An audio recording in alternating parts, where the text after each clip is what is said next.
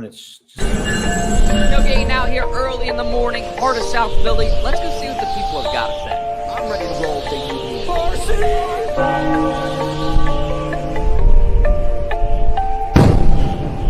Now listen here, Dutch. The Mets and the Cowboys, they suck.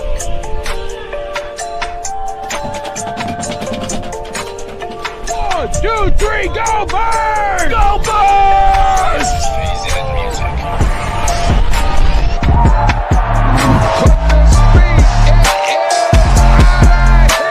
Here we go, 302BIRDS, Gino Stinks. Go Birds!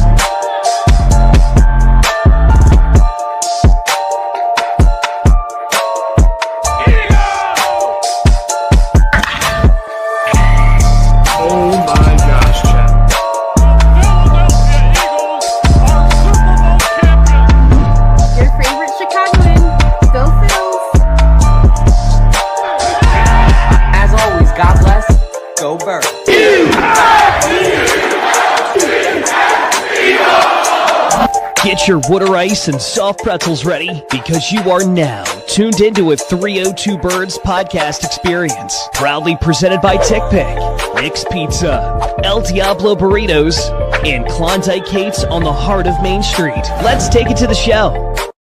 What's going on, guys? Happy Wednesday. Speaking of Nick's Pizza, well, that's where our buddy Dalt is at right now. So me and Jack are taking over the show, and yeah, so the dynamic duo is back at it. And we got Zepp in the background, also got Shard in the backstage, who we will get into in just a little bit about the Phillies. But we got a lot to talk about. We got CJ, GJ's trade that happened, the trade that Howie Roseman has a lot of Eagles fans scratching their heads about, including me and Jack for sure. I don't know about Zepp. I mean, we'll figure out later. But yeah, I mean, there's also a lot of the Delaware Blue Hens almost made March Madness. There's a lot to talk about in Philly sports and even Delaware sports. And the Sixers, I mean, we don't have much to talk about, but they're total ass. But yeah, let's get into it. And let's bring in our first guest because our call-in is not here. So we're going to go with Shard is up to bat. Here we go. What's up, Shard? I'm good, guys. How are you? Pretty good. I'm doing well. I don't got much to really go off of for me. Lots of energy tonight. I love it. Dude, I'm tired. I don't got much to go off of for Phillies tonight. There's not much happening. There's a couple things that I can kind of touch on. Phillies past couple days have been raking, especially in the run department. They played the Baltimore Orioles a few days ago, won that game 12-2. Ranger Suarez looked absolutely lights out. 1.80 ERA, had 3 innings pitched, 1 hit, 1 run, so only 1 earned run. Struck out 2, but just nasty stuff from Ranger. And that was one of the bigger concerns coming into the season was, is he going to be able to get back to his pre-injury self? Before the hand injury and before the back spasms. There was I don't remember if it was this game or a game before that he pitched, but there was a ground ball that was like super fast coming at him, and he stuck his hand out to try to grab it. And Rob Thompson is just sitting there in the dugout, like screaming at him, like, what the fuck are you doing? Which was kind of funny. But yeah, I mean, just honestly, really good stuff from him. Joe Ross looked really good as well. So that's impressive to see. The one guy that I kind of want to touch on real quick is Jose Alvarado. He's slimmed down a lot this offseason, and he's added this nasty curve to his arsenal. He was throwing it around the other day for the spring training, and it just, like, it looked nasty. What's his name? Tom and Kruk were asking Rob Thompson when they interviewed him the other day, had Alvarado had that pitch in his arsenal, and Rob had said, he doesn't really throw it much, but he kind of wanted to switch it up this year. He wanted something new because he's tired of guys. I guess Alvarado is tired of guys being used to the arsenal that he had. So there's that. Looking at the game against the Twins, again, I mean, nothing really major going on there. Seth Johnson looked pretty good. I've never really heard of this guy. I guess they called him up. 2 innings pitched, 1 hit, no runs, 0 ERA, so doing pretty decent. The only guy that really stuck out to me for this game was Okoye, the guy we got from Japan. He only went 1 inning, but didn't let up any hits or any runs.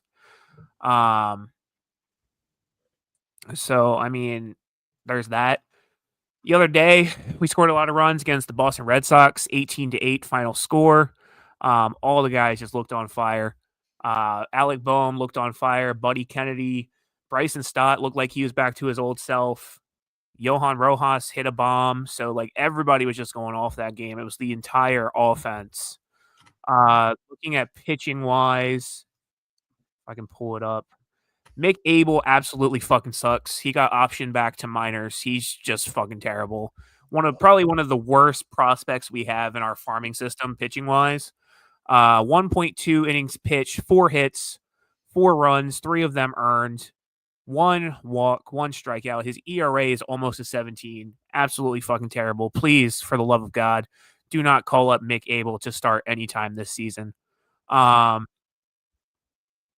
everybody else behind looked great. Alvarado won again. No runs. His ERA is still a 0 for spring training. Jordan Romano, he looked fucking great. So he's going to be that veteran guy in the bullpen this season. He still has a 0 ERA. So I guess in closing, a lot of my concerns that I had at the beginning of the season are starting to diminish. And I can kind of see why Dave Dombrowski, again, I said this last week, I can see why Dave Dombrowski probably didn't make as many moves as we all thought he would. But bench guys are coming up to play. Bullpen guys that are given opportunities are coming out to play. And Andrew Painter, he threw a bullpen the other day. They said he's coming up in July or June. So get ready for that. But that's really all I have. It's spring training. I mean, you kind of have to take this with a grain of salt. These guys are playing against Scrubs. They're playing against scrubs. So, I mean, you kind of have to take it with a grain of salt. I mean, I know, yesterday's score was 18-8, and that looks great. It looks great. Don't get me wrong. Like but again, they're playing against scrubs. They're playing against high school JV team guys. So you kind of have to take it with a grain of salt. But that's all I got for you guys. Yeah, that is unfortunate. That is unfortunate to hear about Mick Abel, because I know that there's guys like Ballpark was talking a lot. I mean, he was praising him a lot for a couple of years now, saying that him, Andrew Painter are like the future. But I mean, it's just unfortunate to see this from Mick Abel. I mean, it seems like he's just in some kind of funk. Hopefully he can get out of it. But I mean, and as Shar was just saying too, he might just be straight up ass too. So, I mean, I don't know if he's just straight up ass. I think it really comes down to, and I feel like this is the issue for a lot of guys, is that development wise, they're not where they need to be. Like, I mean, like, look at Tyler Phillips, right? Tyler Phillips came up last year. He was great for a few games, had a shutout, whatever. But then he just fell apart. And I feel like sometimes with the Phillies development and the pitching staff, it kind of throws them off in a sense, because you're coming up so fast that you're not having time to develop. Granted, Mick Abel's been around for quite a while, but like, that's my biggest concern with Painter, is that I do want him to come up, but I want him also to get the reps that he needs in minor league, and don't rush it. I'd rather him come up, and if he does come up, you do a situation where you might have Painter be your starter, right? So like last year we did, like, Orion Kerkering was the starter for like an inning or two, and then Ranger Suarez would come in, or Wheeler would come in, or somebody else, that's going to pitch most of the game would come in. If you want Andrew Painter to pitch in the major leagues, I would not have him go a full game. I would not have him go a full game until he's ready. I would have him be a starter, throw him out there for an inning or two, maybe do it against like a scrub team that just doesn't have a good record, because I mean, by June, July, you're going to figure out your teams that you can kind of weed out that are not that great. So throw him to those teams, have him pitch an inning or two, see how he does, go from there. Yeah. So it's coming up soon, guys. Phillies baseball, Major League Baseball, it's coming up. I mean, a couple weeks. So we'll be back at it. Dodgers and Cubs play in Japan next week to open the season? Yeah, with the what do you think of those uniforms, Shard? I saw the uniforms, like the Japan style uniforms, and Yeah. I mean, granted, I fucking hate the Dodgers. I can't stand them. Yeah. Can't stand Like can't stand that they can just go out and sign whoever they want. Yeah. God damn, do they make some nice uniforms. Yeah, they do. Like the cherry blossom uniforms, like I know the Dodgers have them for Tokyo, Japan, or wherever they're playing in Japan. Yeah. I know the Nationals have the cherry blossoms because DC, has the walkway with the cherry blossoms.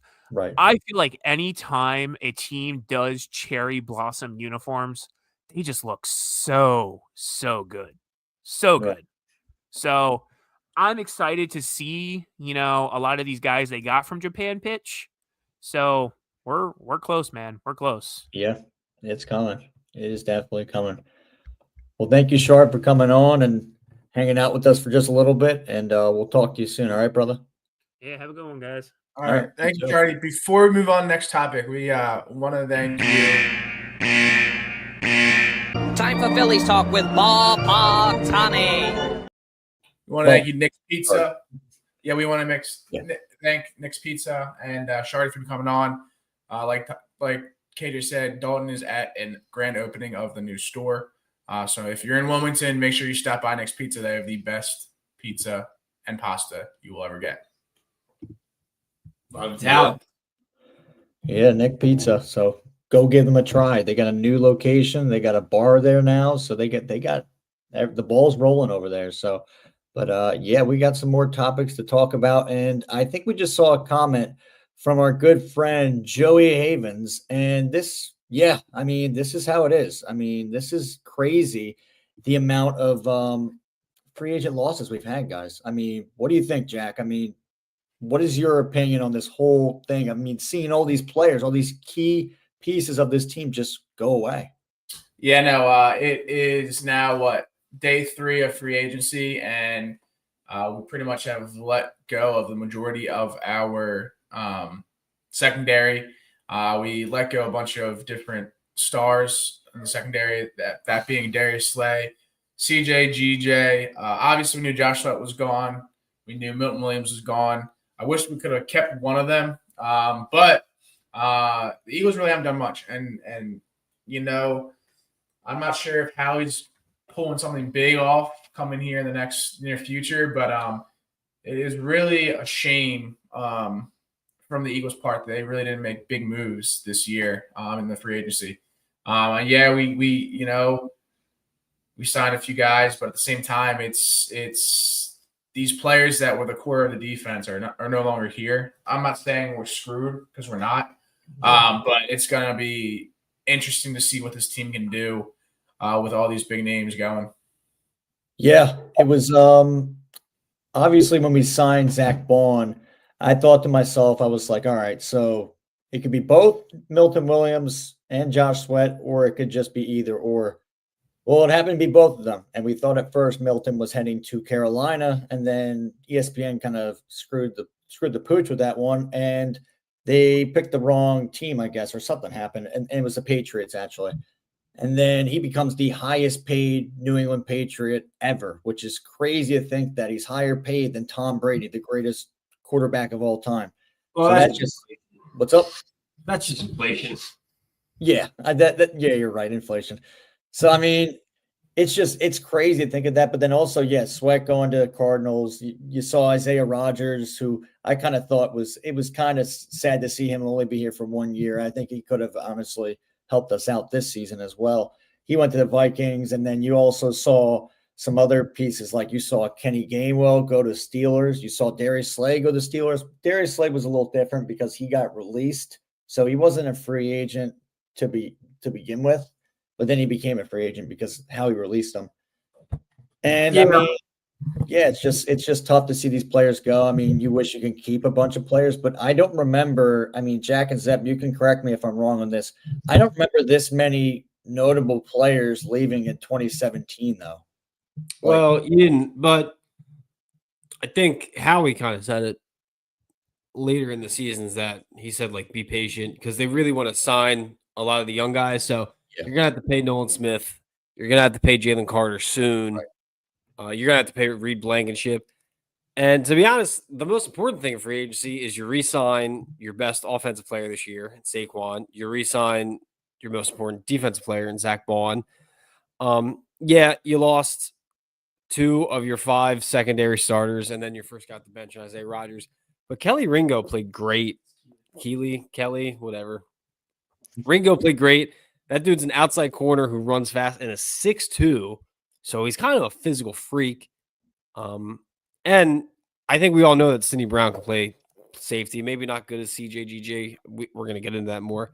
But I don't think the defense – I don't think Howie lets a lot of these guys on the defensive side walk without it be okay with Vic Fangio and without him having a good replacement, come along. So I think you just got to stay patient. The good thing is your offense is going to return probably 10 of their 11 starters at a minimum.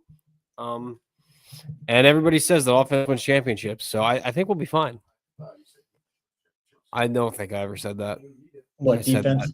I don't Usually think so. it's defense that wins championships, but I mean, I think it's actually special teams. And we have, our long snapper has 2 Super Bowl rings. So I think that says a lot about the team where we're at right now. Good old Rick Lovato, man. Demi Lovato's brother.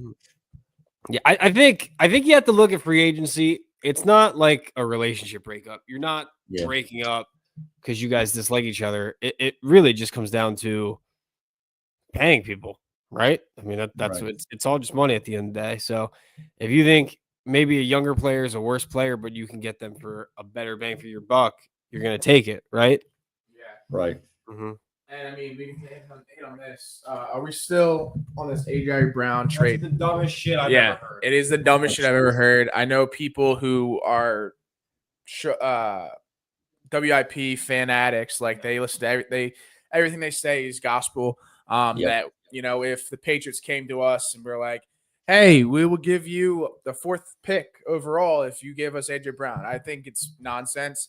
I think what we kind of went into it last week on the show, Dalton's nonsense about, that's a great idea, trading AJ Brown and getting the 4th overall pick to get Abdul Carter. I get it, but at the same time, AJ Brown is a very key piece to this offense, and there's no one like AJ Brown out there.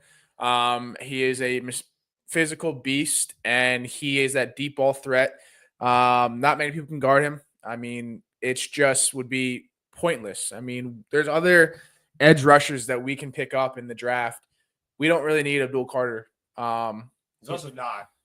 He's not going to be around at 4, right? Like, I don't think Abdul Carter is going to be there 4. And also, I'm sure Abdul Carter is going to be a good player, but we already know AJ Brown's a good player. So you had that, like, would you trade straight up AJ Brown for Abdul Carter right now? And I would say no, because you don't know how good of a player Abdul Carter. Yeah, exactly. Yeah. So I think that expired paint in Dalton's room is kind of getting to his head. I think he's breathing in the bad fumes. He's been saying a lot of crazy stuff lately. Oh, it's been insane.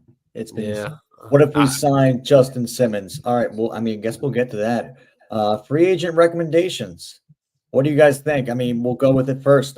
Justin Simmons. We heard this name last year. I remember he was surfacing around. I think it was actually when we did move on from CJ, the name of Justin Simmons was there, and then he went to the Falcons instead.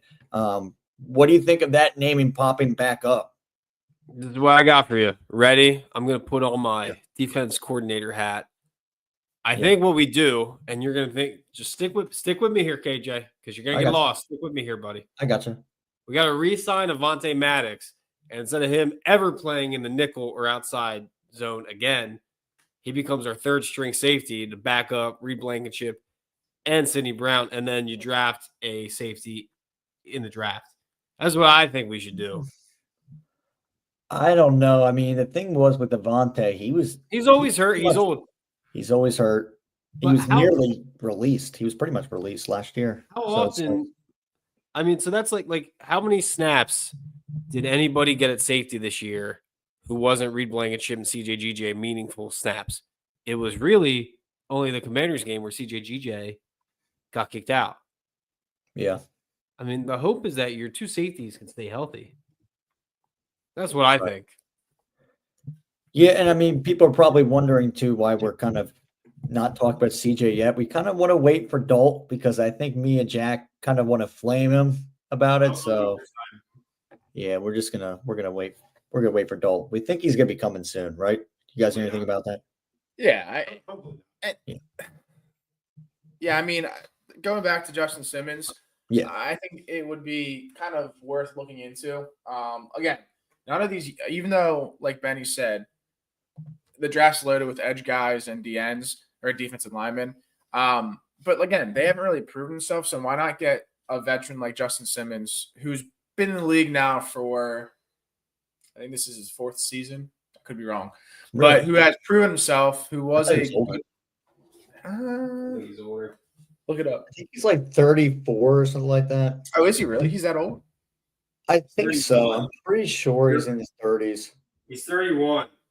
Damn it. Sorry, Justin Simmons, if you're watching this. I didn't mean to make you seem older. When was he drafted? All right. 31 can still be a productive age. I mean, I feel like in the NFL. I feel like it is. So he was drafted.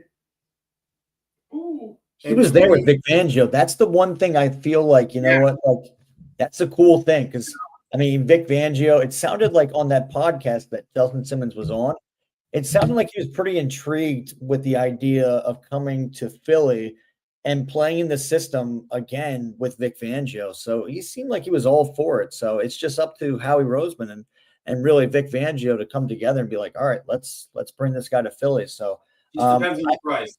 yeah. I don't know, like, if I wouldn't be mad and I wouldn't be, like, happy. I would kind of be, like, neutral. Like, that's kind of like how I am with, like, the whole A.J. Dillon move. I'm kind of, like, neutral with it. Like, it's like, I know people, like, love A.J. Dillon. They think, like, oh, we got the squad, the quad squad now. I think it's, like, an average move. I'm not mad at it, and I'm not, like, happy about it. But it's, like, the same thing if, like, we get Justin Simmons. I'm not going to, like, freak out like how Dalt was freaking out a couple of years ago about the Eagles maybe getting, what was the safety that he really wanted? I'm trying to think. There was a safety that Eddie Jackson. Eddie Jackson. He was obsessed with him. Is that him? I think it was Jesse Bates from Cincinnati. Was it Jesse? It might have been Jesse Bates. It might have been. Bates. I thought it was Eddie Jackson too. Maybe it was. Yeah, might have been Jesse Bates. No one gets excited like that once a month. He's an idiot. Yeah. He is an idiot. Sometimes he is an idiot for sure. Especially, I mean, he's not here yet. And if he does join back, we will go back to this topic. I promise. But CJ GJ, gone. Jack, take it away. Yeah, no, this was probably the dumbest move that that Howie has made. Because CJ GJ, granted, he talks a lot of shit off the field. But, you know, he's that kind of villain that – you're good, dude. He's that villain that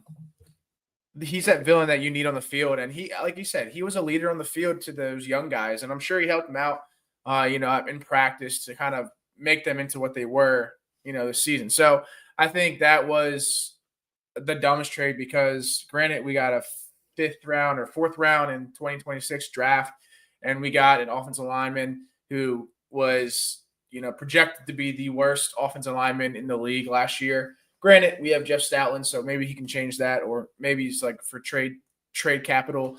But yeah, CJ GJ, parting ways with him, it was a big mistake because he did so many things that not many safeties do. There's many plays this season that he was on a safety blitz or whatever you want to call it, and he read that hole so well that he would blow it up in the backfield. And not many safeties can do that. If you name any other safety in the league right now, you don't see them doing that. And, in the podcast, or he was streaming online on Twitch or whatever, when he got traded, but I did hear that he like went on saying like the reason why he was open for a trade was because he wanted like Josh said earlier, the younger guys are going to have to get paid down the road. So maybe it was to save them and make sure they get paid. So I think that was a great move for him to do that, because that really shows you that he cares about these young guys and he has that kind of mentality. Whereas most people like Dalton think that he is a piece of shit. He should not do anything on this team. He's okay with parting ways with him and all this bullshit that, he got it. Just, I don't know. It just blows my mind. And I'm surprised we didn't, do something in return to get somebody of his caliber. What do you think, Zach? I mean, so from a logistical standpoint, I get it, because it doesn't save us any money this year, really. But next year, so basically at the end of the 2025 season, you're going to have to re-sign CJ GJ. It's going to be expensive. It's also when you're going to have to re-sign Carter and Nolan Smith. So I get it. And if you don't want to pay him next year, you want to make sure that Sidney Brown is the guy this year, or else you want to learn that early. So I get that. But I always trust Howie, and I trust him here. But it does suck. CJ GJ was a great player. I mean, you always need to have a psychopath on the defense. Ray Lewis, Troy Polamalu, Ed Reed, like Von Miller, the year the Broncos. You need to have crazy people. And I think he's the crazy guy. And Jack and I were talking about it yesterday. Now we need like the other crazy guy on defense step up. I think it's got to be Jalen Carter. I think there's some stats on defense that you don't see in the stat book, like momentum or just like being a crazy mofo, as the kids would say. And I think CJ GJ was the guy. I mean, he just like, it's almost like the defensive like character trait, or like their defensive like who embodies the defense the most. So it sucks, but you know what? Howie's almost always right, and we'll figure out. Sidney Brown's a hell of a player. So I know Dennis is happy. Yeah, he's very happy. And I'll tell you this. I mean, what's up? No, I was just if Dalton gets on here and start, Dalton's the take. We'll get him. We'll get him. And it's not just Dalton. That take by Eagles fans is so stupid, and I feel like it's still PTSD from TO days. Like, get over it. You're allowed to. You want your star wide receiver and your star safety to be divas. It'd be weird if they weren't. Yeah. I mean, when I heard this news, I thought it was something fake. Just like CJ GJ, I thought it was April Fool's. I thought it was some kind of horrible joke. But unfortunately, it wasn't. And then I saw Dalt's comments about it, and he was like, oh, thank God. I hope the door hits him on the way out. And it's like, I get it that the guy was a hothead. I get it that he put us at jeopardy at times. In the Commanders game, obviously, he got ejected from that game. And if he was in, we probably would have won that game. And I know Commanders fans are probably saying, well, no, we won that game fair and square. And then we played you guys a second time, and we just thumped you guys. And then we played you guys a third time and thumped you. So I think it shows that you guys wouldn't be doing that. And I think with CJ GJ, here's the thing. Here's both the outcomes that happened. In 2022, we went to the Super Bowl. CJ was there. In 2024, this year, well, 2024, 25, this year, this season, we went back to the Super Bowl, but won it this time. I'm not saying that CJ is the main reason, but I remember last year when we didn't have him, though, there was a hole in that secondary. And you could just know there just wasn't that much leadership when the team was going on this horrible run that we were going on, when we beat the Bills and then we thought we were on top of the world. We were undefeated. And then after that, we just went on a dry spell and we just collapsed. I was thinking to myself, there would be like one guy right now that used to be an Eagle that I feel like would kind of lift this team up and kind of snap them out of this. And that was CJ. And I know like some people just like don't like the guy. They don't like what he does off the field, that he tries to make antics with like guys like Darius Slay. But here's the thing though. Darius Slay though is a guy who makes antics as well. He has a podcast where he literally did a podcast with Micah Parsons, which, I mean, he was like okay with it, and he's a Cowboy. I mean, it's just crazy to think that. I mean, I know that Dalt thinks that like CJ GJ is like Alec, the way I think Alec Boehm is toxic, but he's not though. I mean, like he kind of helped this team like stick together. He kind of helped this team kind of like as a group. I mean, I thought him and Vic Fangio would not see eye to eye, and they actually did, which was really cool. And I mean, it's just Fangio's pretty short. What's up? He's making a stupid joke. He said, I don't know about that. Big Fangio's pretty short. Yeah, true. Well, eye to eye when he's like on like a stool or like a ladder. Does that make any sense? Or just defensive play calling. Yeah, defensive play calling. Yeah, it's a coordinator. Metaphorically speaking. Yeah, but I think it was just a shocker. It really was. And I mean, I did hear this morning that in that video, he was saying that, yeah, he wanted to get like, if he would get traded, he wants to get traded to a contender. I mean, he got traded to a contender. He got traded to a pretty good team in the Texans. And that's the crazy thing. Sorry, I got a call from my grandmother. So, but yeah, I think it's insane that this happened. And I think people are like, oh, well, Stoutland's going to train this guy. What's his name? I'm trying to think his name again. What's his name again? Kenyon Green. Kenyon Green.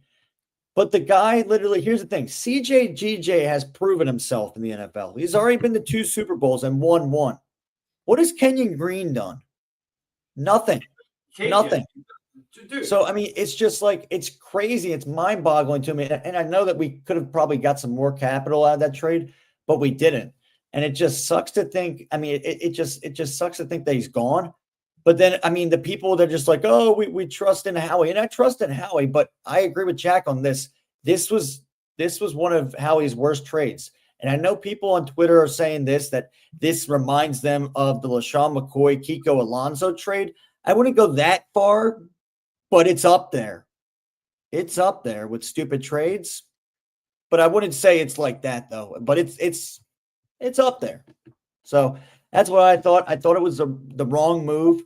But they got to find a replacement somehow. And I think the thing is, too, it's hard to replace a guy like that. A guy who also, like, I mean, he went up to Travis Kelce, who is, like, one of the most feared players in the league, who is probably one of the most annoying guys as well.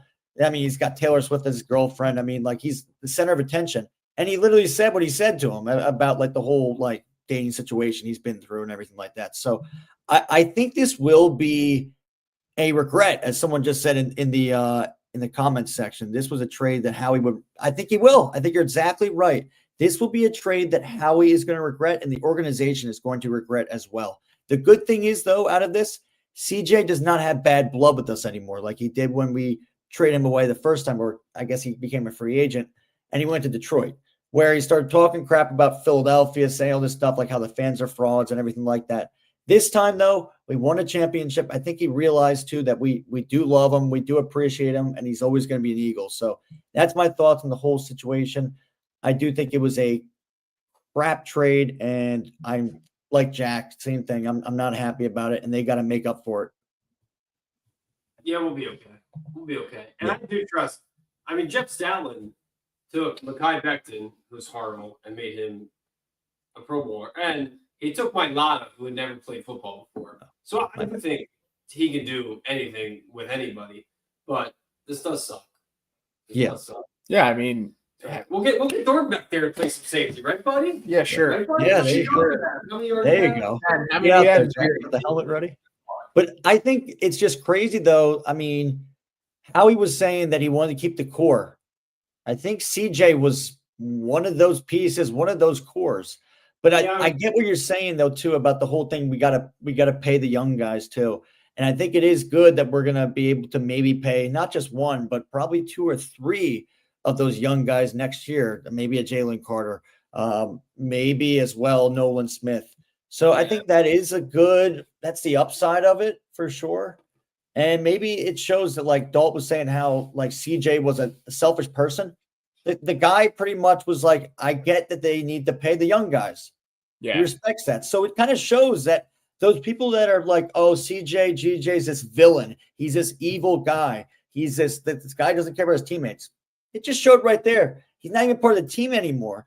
And he's taking the sacrifice to go at least trade me to a contender. That's what he's saying. If you got to pay those guys, just trade me to a contender. So I respect that from CJ's mindset. I really do. So, I mean, all the people talk crap about him, I got respect for him. So nothing but respect. Yeah, I mean, we kind of already hit on this, but has Howie gone mad? Meaning we made some big moves, and we hadn't really restocked the staff at what we need to do. We've been very quiet over the past 3 days with the free agency signings and things of that nature. So is there something that we're waiting to blow up that okay, we can reflect on this and like, you know what, those moves that we decided to do in the off season, they really paid off in the long run. So I don't know. He's been a silent killer, and I don't know if I like this. Maybe he's gonna pull some shit in the draft where we get top 10 pick or some sort. Yeah. But yeah, I mean, usually, I mean, the past couple years, I feel like I haven't really seen Howie Roseman this quiet, and it really is concerning me on what his thought process is. Yeah, and I also hope this isn't like, because remember in 2017 we had that kind of hangover of a year. I'm hoping that this isn't like that. I'm hoping that they can really not just like be like, oh my God, we're champions. This doesn't mean that we have to come out the next year and be like total, just like, you know what, we can just relax and just chill. And then someone just smacks them right in the face. And that's what happened, I felt like, in 2018 and 2019. So I think with that, they gotta make sure, obviously. I think Howie's trying to switch something up because they didn't make that many moves when they last won a Super Bowl. So maybe he's trying to be like, all right, if I can make some moves like this that maybe makes the fan base scratch their head a little bit, maybe we won't have that Super Bowl hangover again. So I don't know what his mindset is. I don't know. I mean, that's just a theory of mine. But I mean, as Jack was just saying too, I mean, what free agents are we going to sign? We did just sign AJ Dillon. I mean, what do you guys think of that signing?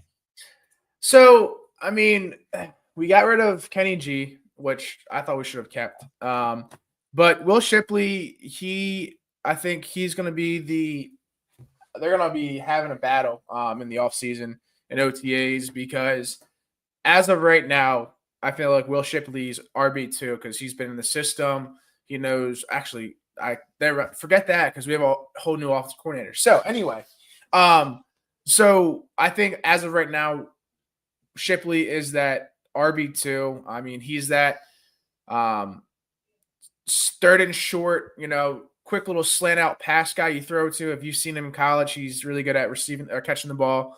He has really good hands, and he makes some good moves in the open field.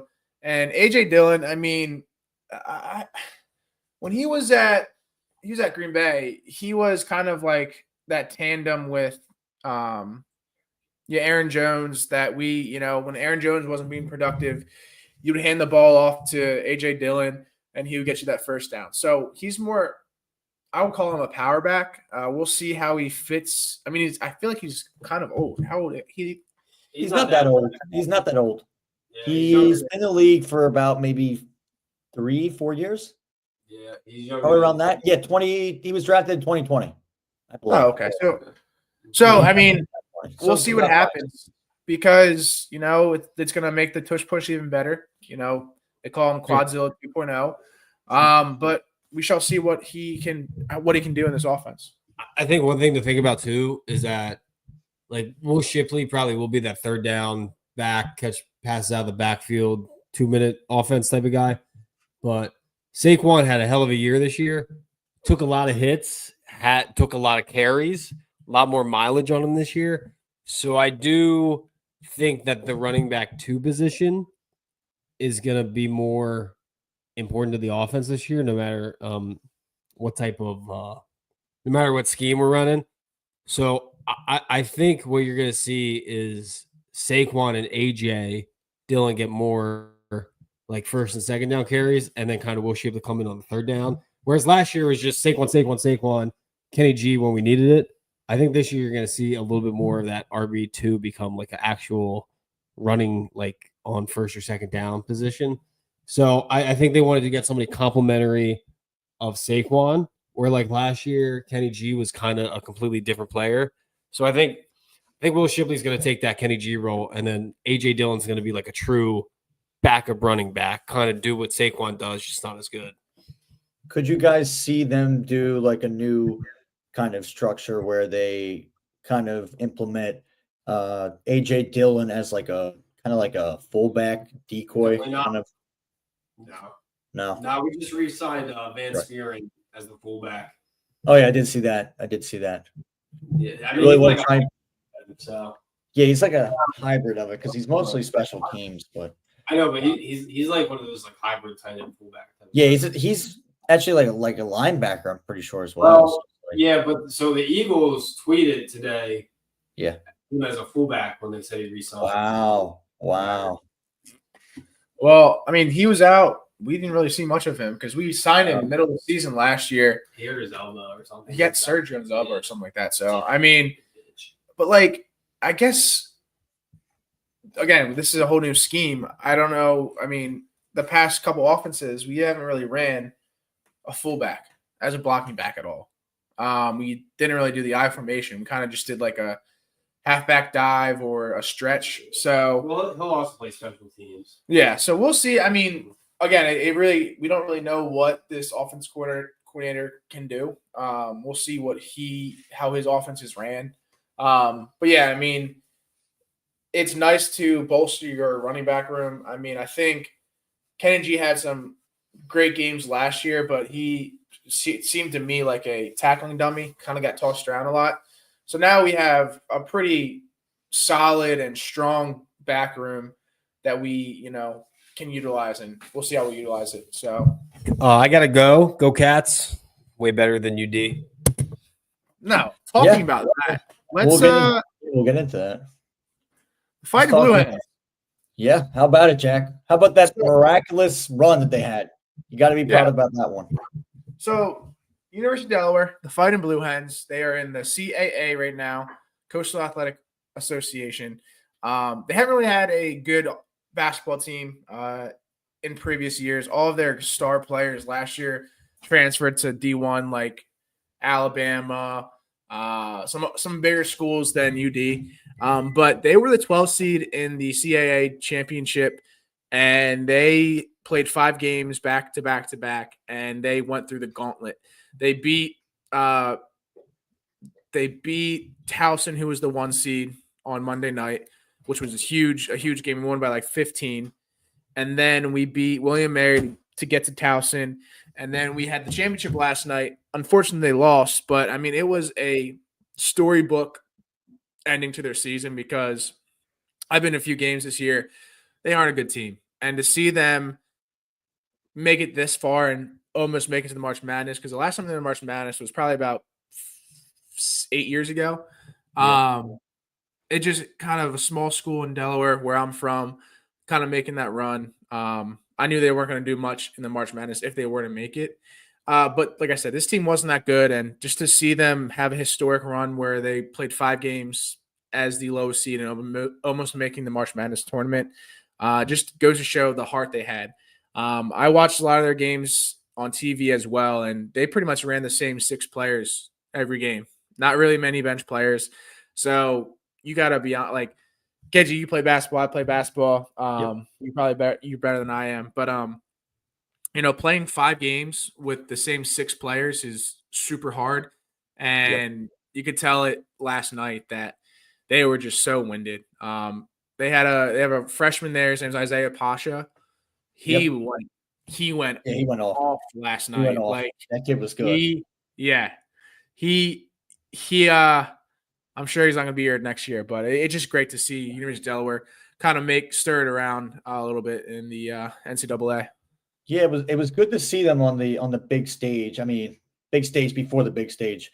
Really get the shot to maybe make the tournament. And I saw a stat too that before they did this tournament, the CAA tournament, they lost like 6 in a row. So none of them, nobody knew that they would be this team like this. And it's kind of funny. This is actually a funny fact, Jack. So my brother actually played at a camp with John Camden, which was pretty cool. So Really? he actually roomed with them at this camp, this hoop group camp, and he roomed with them. So, and then he also roomed with a kid who now plays for Gonzaga. Well, he's going to be playing for Gonzaga next year. So yeah. So my brother was like, yeah, he was always a good shooter, and he showed it last night. He really did, and that was good to see. I got nothing bad about Delaware. Like I have nothing against Delaware at all. Like I mean, like my brother's friend also, he played tight end for Delaware, and he gave me his gloves recently. So shout out to Matt Carlino. But yeah, I think it was cool though. I mean, to see those Delaware fans, that was really cool. I mean, to see them, it sucked that they were on the other side from where, like, obviously, like when they switched sides, like it sucked that they were like on the other side. So you couldn't really like the fan section wasn't able to really distract them as much as they wanted to. So, I mean, that's what was unfortunate. But they had the fans there. They showed up. I mean, think about it. Well, it was like a 2-hour drive from Newark to DC. 2 hour, 2.5. Yeah. Yeah. So I think for Delaware, I think it is a proud moment. I mean, really just to put up a fight like that, to beat like a team like Towson at first, to really just do that as well. And then obviously to put up a fight, they nearly had that. Like I watched that whole second half. They nearly had that game. And if they made some certain decisions, I think they maybe could have came out with that game. I put money on them too. So I was feeling the wave. I was feeling it. So, but I mean, they still put up a good fight. I wasn't mad they lost because at the end, it just, their big man for what was it? UNC Wilmington, which is kind of funny. Wilmington, Delaware is too, but it's not Wilmington, Delaware. Their big man they brought in with the dreads. I mean, he kept on getting down that post hook, and that was nasty. So I mean, like that was hard to really guard for Delaware, and they didn't really have. Delaware's a smaller team too. They didn't really have too many big men playing at all. I mean, what was the tallest guy? Like 6'8"? I think it was John Camden. He's 6'8", 6'9". That was their tallest player. Yeah. John Camden. I mean, go ahead. And John Camden was actually he was at Virginia Tech for like 3 years and didn't even get to really play. So he was kind of just sitting behind, and he was it was unfortunate. So then he gets a chance to go to Delaware, and he gets to show his real skills. Obviously, I heard that he's not going to come back. He probably wants to go somewhere else. So, and unfortunately, that's going to happen with a lot of the other Delaware players as well. But I think this is good media for Delaware sports. I mean, this is good media for. I mean, it feels good to actually talk about a team that actually does represent the 302, isn't it, Dolt? Hey, what's up, guys? Yeah, I was just saying, isn't it cool though to talk about an actual Delaware sports team, and they actually did something where me and Jack are actually pretty dang proud of them. They performed really well against, I think it was Towson. They crushed them, and then I think it was Wilmington UNC or something, right? Yeah, UNC, the Seahawks. Yeah, so they put up a good fight. I know Fratty. Shout out to Fratty, our guy. If you're watching, Frat, I know he's been watching. Invested. He was watching this game. Just turned on my mic. Sorry, guys, had to get all my tech set up. Went to Nick's Pizza. Quick shout out to Nick's Pizza. Went to their soft opening tonight. The food was exceptional. We got a video about it coming. Oh no, he's frozen. Someone put him in the freezer. I don't know what happened to my Wi-Fi there, but anyway, the point is, Blue Hens, I thought, put up a great fight. I mean, emphasis on the fight in Blue Hens. I don't think anybody expected them to go that far. I mean, Jack, did you? No. Yeah. No one did. I mean, their record was 19-16. So, I mean, it wasn't that good of a record. And, I mean, this will be the last time they are in the CAA because they're going up to Conference USA next year. So competition is going to be a little tougher. But, they put out a good showing. Like I was saying earlier, they ran the same 6 players all tournament. So seeing them make it to the almost finals and winning it with just 6 guys really shows you the heart they have. And, it makes Delaware proud because, again, Delaware sports, athletics, Stellar Athletics, they aren't that greatest. I mean, the lacrosse program is pretty good. Our softball program is pretty good.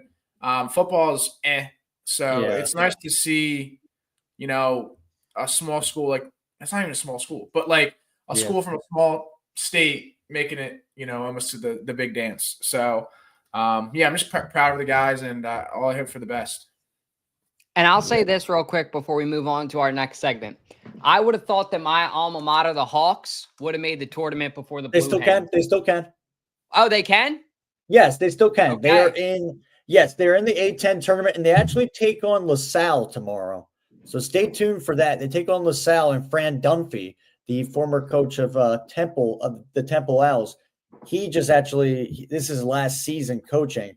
But LaSalle just played St. Joe's last Sunday, and LaSalle actually came out with the upset. So that was unfortunate because that kind of bumped down St. Joe's in the standings, but then it also still gave them a bye in the tournament. So that's the good thing. So they get to play LaSalle. They get to go against them in DC, 2 Philly schools going head to head. That should be something interesting. So I think St. Joe's will get that game tomorrow. And I think St. Joe's, the problem with St. Joe's is, and me and my brother are huge St. Joe's fans. They're like my secondary college basketball team. I mean, my first is Georgetown, and they're just not going to do anything. They're going to lose to probably DePaul and get swept by them. Not just once, not just twice, but 3 times. But I think St. Joe's has a shot, though. They got a shot. The only thing that really stops them is themselves. They have the talent. They have a top 15 pick in the NBA draft in Rasheer Fleming. He's a beast. He can shoot 3. He's about 6'9", 6'10", around that height, and he can shoot threes and like lasers. I mean, he's great. He's really athletic. He knows where the ball is. He really does. So he's got an eye for it. And I think they also got some other great players like Xavier Brown. You got Eric Reynolds, who actually has been coming up in the clutch a little bit recently as well. So he just became the highest scorer to pass Jameer Nelson in all-time points as a St. Joe's Hawk of all time. So he just passed him. And Jameer Nelson was actually there to watch him play and everything like that. That was actually the night that Joel Embiid showed up out of nowhere. I was actually at that game, and I just see Joel Embiid come out of nowhere. And that was crazy. So I didn't make an effort to go see him, though. I wouldn't. Yeah. So, Dalton, we've been kind of jumping around. We didn't go in order. So we're going to start with this right here. Time for everybody's favorite part of the show, 302 Trivia, with your host, Jack Dalton, the mayor of Delaware. Again, it is back to Jack's Trivia. We haven't had it all second half of last season. Season 8, Episode 3, the leaderboard is nothing. So we want to thank you. You're muted, buddy. 1 second. Sorry, I was screen sharing. I was going to say the one thing we had to give credit to before we move on is Ashley is now a 2-time champ. She was the champion of season 7. Yes. So Ashley is just raking it in. Tommy was nowhere to be found. So tonight's question is kind of a overall NFL question. And the question we have for you is the iconic NFL on Fox theme song was partially inspired by which superhero? So the iconic NFL Fox football theme song was inspired by which superhero? A, Superman, B, Robin, C, Batman, or D, Aquaman? That's a good question. Yeah, I bet you my buddy Mikey D will be able to answer that right away. Oh, for sure. I'm going to have to text you mine because I want to marinate on that. I'm thinking about it as I'm sitting here because I got to think about in your head. Yeah, the Fox song. But where are you guys at topic-wise now? So we did talk about this topic that we did talk about the CJ. Wait, what? Wait, what's up? Zep just says something in the background. What'd you say, Zep? I said we were talking about how stupid Dalton is. Yeah. About this. A little bit, yeah. So we were talking about this. So is this whole podcast for the listeners out there? Let us know on Spotify. We'll make the poll. Was this listen without Dalton a painful listen and like listening to fucking chaos, probably. No, it was not. It was pretty good, right, Jack? Yeah, we of course you guys are gonna say that. What do you think? We're numbskulls? I don't feel like talking about them because they fucking suck. But we did. Where are we at in the top? Jesus fucking we got the Christ. Sixers post game show, so I'll be talking about their we can be right here. How about that? Thank you. That's all I needed. Anyway, secondary step ups. All right. Everybody's bitching about who the fuck is going to step up in the secondary. Guess what? Dutchie's fucking here to tell you. We met his mother. She's an amazing woman, and he's an even better guy. Player on and off the field who I'm excited to see step up, Keely Ringo. Keely Ringo was somebody that coming into the season, I had my doubts about. I'm not going to lie to you guys. I thought he was good, but I don't know if you guys remember that special teams mistake that he had earlier in the year. I think where he tackled one of our own players or something like that. There was a special teams mistake. I remember that. I remember being like, ooh, that's not good. The rest of the season, Keely Ringo showed up, and this dude's got a shoulder. He can lay the hit. So I really think that the move that the Eagles made just shows you, okay, they believe in Keely Ringo. They think that this guy's going to take the next step. They feel that the chemistry with the Georgia Bulldogs that they have in there is good. They're confident about what they have internally is what them getting rid of all the Slay, CJ, GJ. I know CJ, GJ. Did you guys talk about him yet? We did talk about him. We did. All right. Well, I'm gonna have my piece in on this. Oh man, get Jack back in here.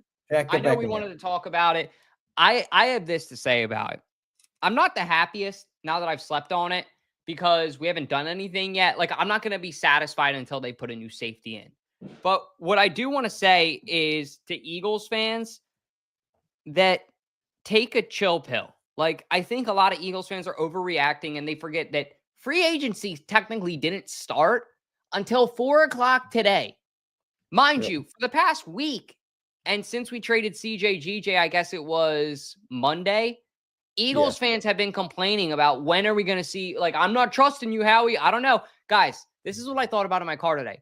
Howie Roseman has taken us to 3 Super Bowls in 7 years. I don't know that anyone in our franchise has ever done that. So Howie Roseman could literally trade the whole fucking team today, and I probably wouldn't be upset with him. You know why? Because we've been in 3 Super Bowls in the past 7 years, and we've won 2 of them. That's a really good success ratio, considering where we were at in our franchise before, when I think we only made it, twice, with the Raiders when we lost in 1980, and then to the Patriots in 2004. So I feel like a lot of Eagles fans just need to be patient and realize that this move may not come until the draft. This move may not come until June, and that's okay. The Eagles are still a very good team at what they have in-house. The young core that they have, especially in that secondary, that's the last thing I want to say. I know a lot of fans are like, oh, this secondary is going to suck. Oh, this secondary is going to be this and that. Guys, 3 out of the 4 starters in this secondary are still Pro Bowl caliber players. I know Dennis loves to riff on them, but Reed Blankenship is a great safety, I think, with a lot of upside. And then you look at the rookies. And then you look at the 2 rookies in Cooper DeJean and Quignon, and they're both going to be Pro Bowlers for years to come. So I think a lot of Eagles fans just need to take a deep breath and say, hey, it's all going to be okay. It's all going to work itself out. Howie Roseman has a plan. It may be tomorrow. It may be today. It may be tonight. It may be a couple months from now. But I promise you guys that when that roster, when that team gets on the field come September, it's going to be a Super Bowl worthy team. I can promise you that.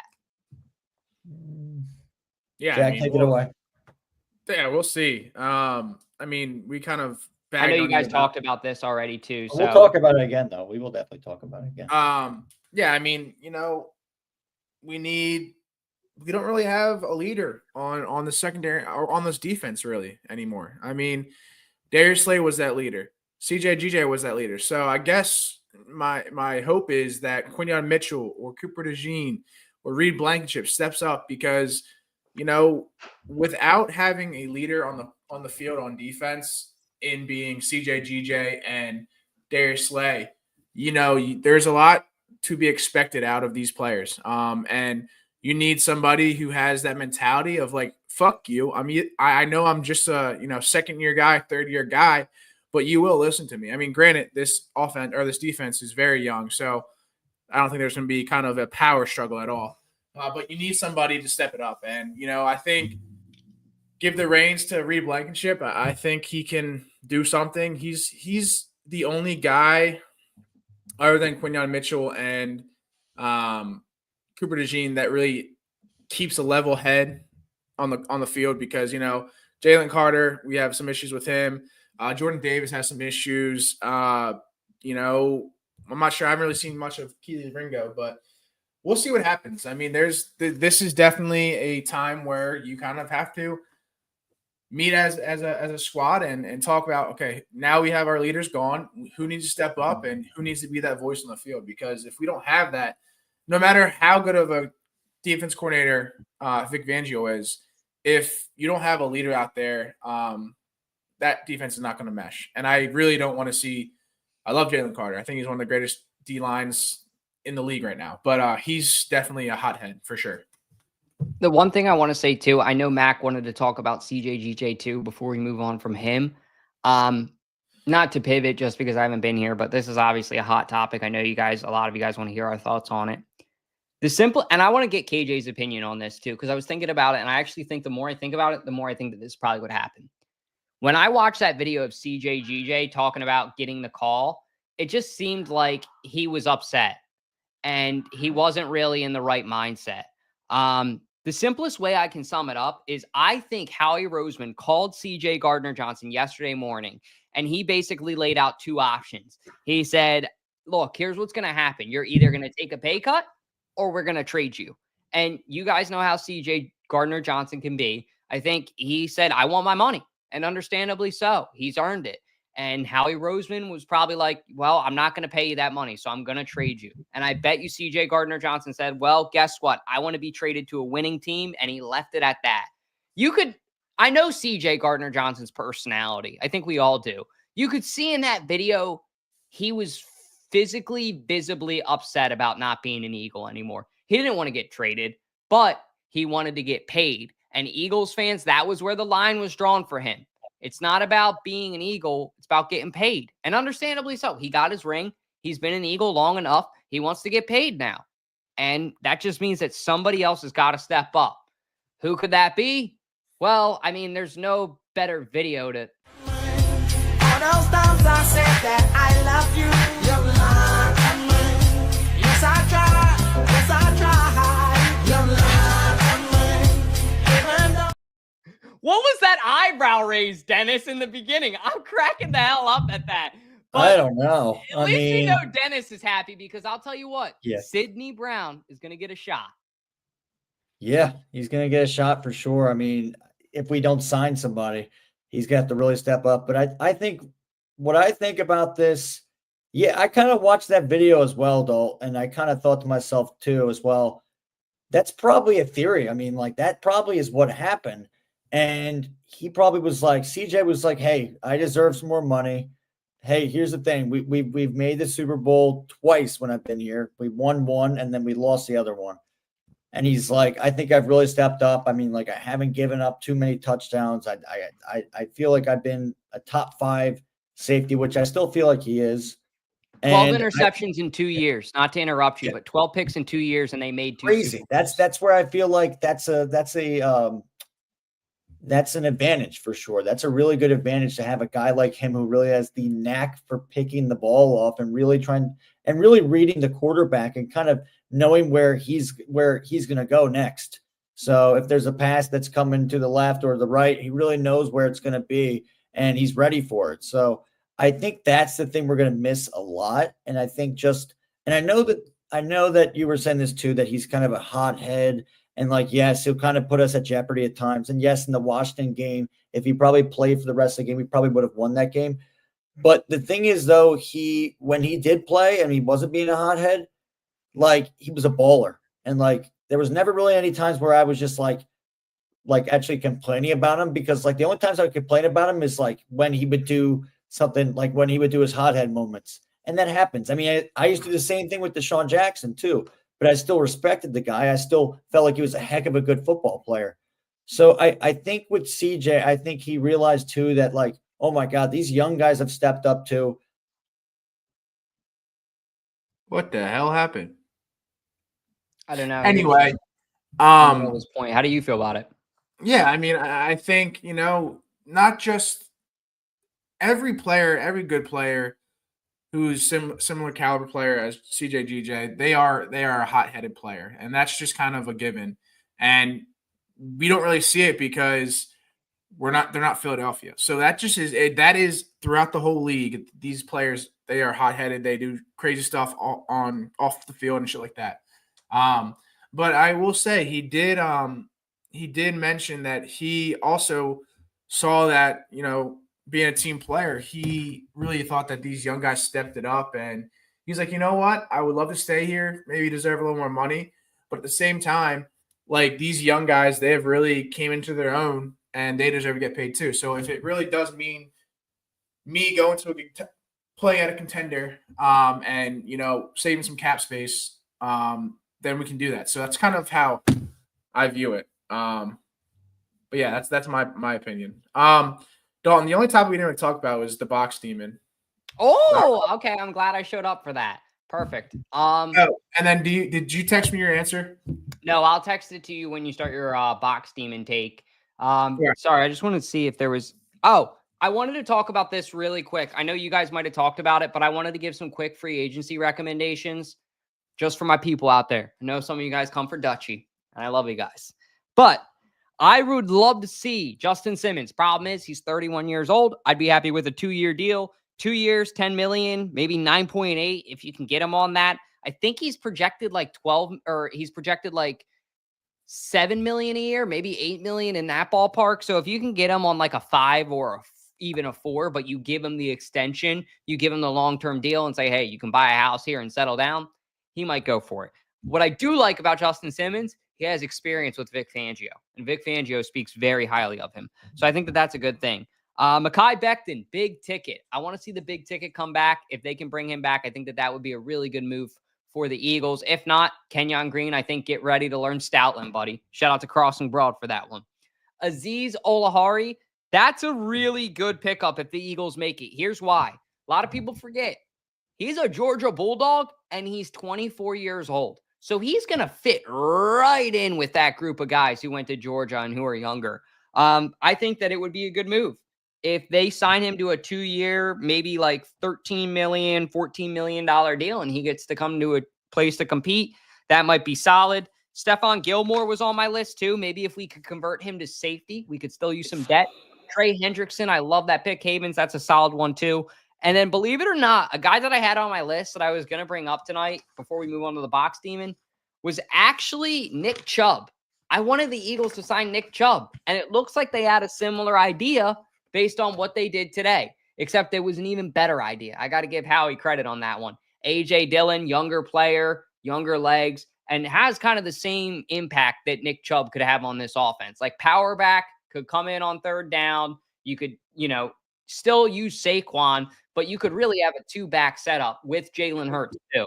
And I really like the signing of A.J. Dillon today. I think it's going to be a great move for the Eagles. And I think it gives the Eagles a different versatility of their offense to where they had that true bell cow. Saquon's an all-around running back. He's elusive. He can juke you. He can truck you. He can do it all. He's all around. But this guy is specifically a bruiser back, and I like the fact that the Eagles are bringing in a bruiser back. Before we get into our trivia, we'll get into our last segment, I should rather say. Jack, this is technically in your old stomping grounds, bro. I don't know if you saw, but let's check out what's going on in York, Pennsylvania right now, guys.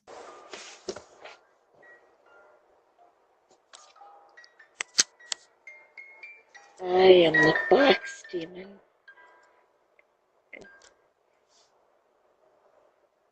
I am the box demon. I believe this box is a... What the dude, if that showed up at your front doorstep, how are you reacting? I got a 12 gauge that's gonna be right in his mitt. Good God, that's creepy. I am the box demon. I am the box demon. What the hell?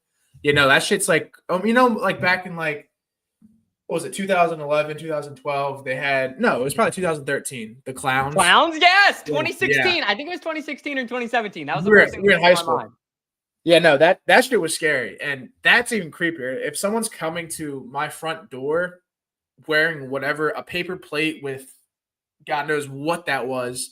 That's a little creepy. And I probably won't sleep tonight because I'm actually now looking at that video. I'm like terrified. It kind of reminds me of like a Criminal Minds case where somebody does that, dressed up like that, and you're dead the next day. So I'm not a big fan of that. I'm not sure what's happening. Are they just leaving boxes of stuff and then walking away? That was the first time I saw that. And yeah, I'm pretty freaked out right now. That is proof, my friends, that, well, it's proof that just people come back and they have nothing better to do. I mean, it's weird. I also wanted to show this. This, my friends, is proof that memes make everything unscary.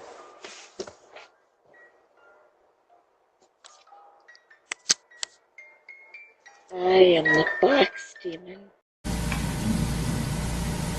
don't give a fuck. I am the box demon. I believe this box is... All right, I guess this is the night bitches die. That would literally be us. Like, that shit. I saw some people react. I want to get your take on this, Jack, because you lived in the area. What are the odds that it's just a drunk or high college kid, 4 o'clock in the morning, playing a prank on somebody? Very likely. York, PA is kind of it's a crazy place to be in. There's some crazy ass people that live in York, PA that do some crazy shit like that. So that's just kind of what York, PA is. I mean, that's probably like a college student or some sort, or somebody who is high on something and thought it'd be funny to do that and strike some fear into people. So that's just your typical York, PA for sure. Yeah.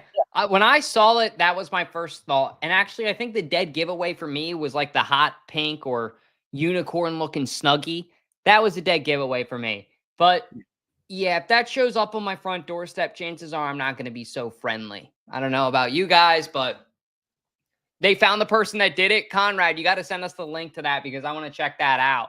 Was it a college kid, Conrad? Was it a drunk individual, or was it someone playing a prank? Or are they clinically insane? I'm talking whacked, psychiatrist level, because that's crazy. But that's pretty much all we... Oh, it was empty? Yeah, it was probably a drunk college kid then. Who knows? But that's freaking weird as shit. Looks like it's a Picasso. It's a come and go. It's a 15 minutes of fame. But I did have a great night tonight. I want to give a huge shout out to Nick's Pizza once again for sponsoring the podcast and inviting us tonight to stop by for their soft opening. The food was exceptional. We got a Detroit-style pizza. Alyssa got a classic with spaghetti and meatballs. That was really good. I got to try some of that. Nick's Pizza is also doing pasta now. So if you guys didn't know that, go give that a try. And then we also got some of the French fries. The French fries are to die for. They're one of my favorites. I love fries. And put some ketchup on there, and life is good, man. But if you guys haven't, go check it out on Marsh Road. I think it's opening up next week or this weekend, I believe on Saturday. Might be wrong on that. But by the time that it's like March 20th, they'll definitely be rolling up and operating. And you got to go there. I know my boy Mac, who's having a problem with his connection, he'll definitely be going there a lot with me to watch some Eagles games. We'll get some good food, have a good time. But I want to give a huge thank you to KJ and Jack for holding it down tonight on the show without me. I appreciate you guys. I'm going to text you my trivia right now as well, Jack. Time for everybody's favorite part of the show, 302 Trivia with your host, Jack Dorden, the mayor of Delaware. Again, it is 0-0. Thanks to, Tick Pick. If you are in around Delaware, stop by Tick Pick. Or not, what am I saying? Use Tick Pick through all your games. Tonight's question we have for you is the NFL-inspired song, or the NFL theme song for Fox NFL is inspired by which superhero? Again, the NFL on Fox theme song is inspired by which superhero?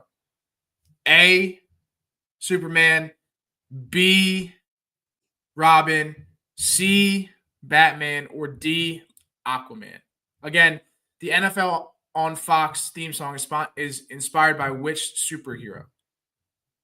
A, Superman, B, Robin, or C, Batman, or D, Aquaman? Tonight's answer we have for you is... Let's see what the comments say. It is C, Batman. So Luke got it correct. I know a few other guys said A, Superman. Dalton said Batman. That is correct. So Dalton has one on the board. KJ, I don't know. You didn't text me. What's up? Yeah, I've read the text. I'm back now. Did you have an answer? I mean, I kind of just gave it away. No, I didn't have an answer. I was too locked in. So yes. Who's your guess? Who's your guess off the top of the dome? Batman, Robin, Superman, or who was the other one, Jack? Aquaman.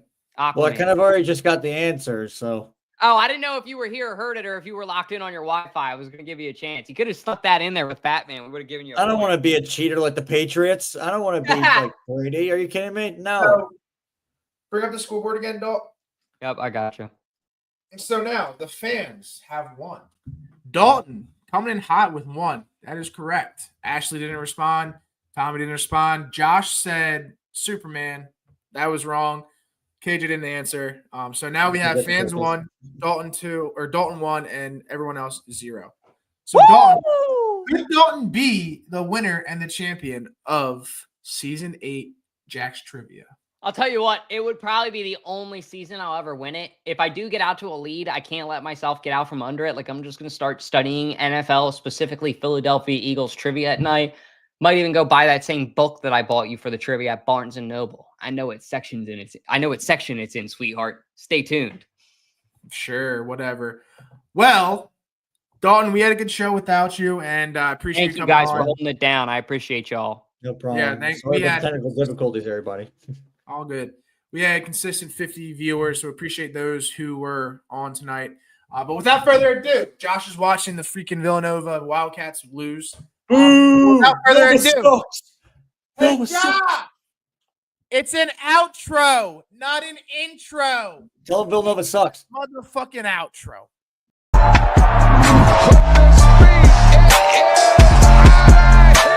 What we got? 302BIRDS, State.